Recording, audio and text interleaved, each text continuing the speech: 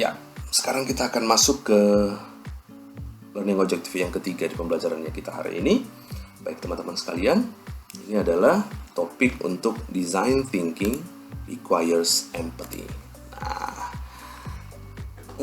design thinking requires empathy.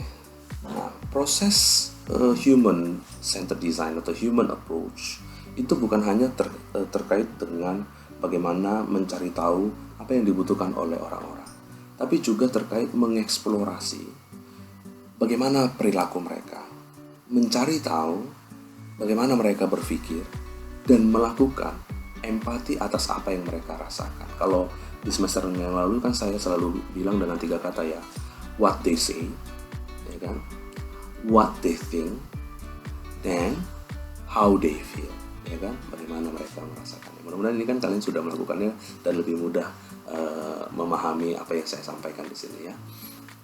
Nah, dengan semakin memahami apa yang menjadi emosi dari orang-orang yang kita sediakan design thinking project ini bagi mereka, dan kita memahami realita dari budaya mereka, kita bisa memahami lebih banyak tentang orang-orang yang mau kita desain sesuatu buat mereka, sehingga kita bisa dapat menghasilkan suatu desain, suatu hal yang sangat lebih baik menjadi solusi dengan value yang jauh lebih nyata. Nah itu. Nah, karena itulah empathy sangat dibutuhkan di dalam proses yang namanya design empathy. Ya, empathy, berempati. Ya, empathy itu pada dasarnya tadi 3 hal itu ya. Kita bisa mencari tahu apa yang mereka katakan, apa yang mereka pikirkan, dan memahami bagaimana apa yang mereka rasakan, seperti itu. Nah, sama seperti halnya tadi di design thinking tadi, ingat dalam konteks entrepreneurial education kita, empathy itu adalah salah satu skills yang kita bangun di sini ya, sejalan dengan design thinking dan 5 essential skills for entrepreneur ya. Empathy itu adalah salah satu skills yang sangat perlu untuk kita bangun di dalam konteks entrepreneurship-nya kita, seperti itu. Nah,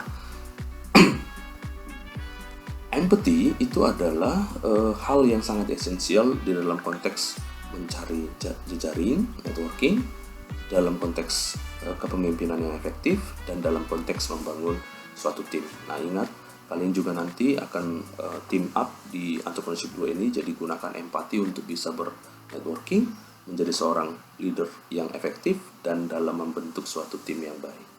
Nah, dengan menggunakan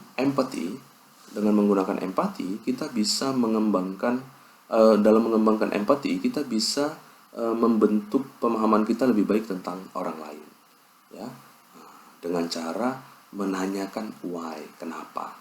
Nah, dengan cara mengetahui apa yang kebutuhan emosional dan fisikalnya mereka, mengetahui apa yang mereka pikirkan dan rasakan, dan mencari tahu apa yang penting buat mereka.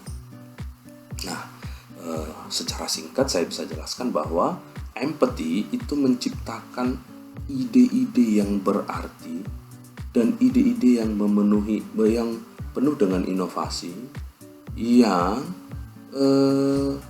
kita gunakan untuk bisa mengetahui dan mencoba memahami apa yang orang-orang pikirkan. Nah, seperti itu. Nah, itu yang disebut dengan empathy. Nah, seringkali empathy ini juga diistilahkan dalam konteks in their shoes. Bagaimana kita bisa berada pada posisi orang lain, seperti itu teman-teman. Oke. Nah, semua kita dalam konteks apapun punya kemampuan untuk bisa mempraktekkan yang namanya empathy, karena kita juga mengalami ini dalam keseharian kita masing-masing. Nah, tapi bagaimana kita bisa benar-benar melakukannya? Nah, bagaimana kita bisa tahu kita apakah sudah benar-benar melakukannya? Nah, ini dia jawabannya. Jawabannya berada kepada apakah kita mau atau tidak melakukan yang namanya observasi, membentuk hubungan dengan orang-orang, apakah itu dengan conversation atau bicara, ngobrol, ya, atau melakukan interview, atau mungkin sekedar watching, memperhatikan, atau kita listening, mendengarkan mereka saja. Jadi ini cukup hal ini saja, 4 hal ini saja ya, yang bisa kita gunakan untuk betul-betul memahami apakah kita sudah melakukan yang namanya empathy atau tidak. Jadi observe, engage dengan people melalui apa? Ngobrol, conversation and interviewing. Conversation berarti ngobrol biasa ya, interviewing berarti kita bertanya dan pihak kedua atau orang yang kita hadapi itu menjawabnya, atau dengan watching and listening, memperhatikan atau mendengarkan mereka seperti itu.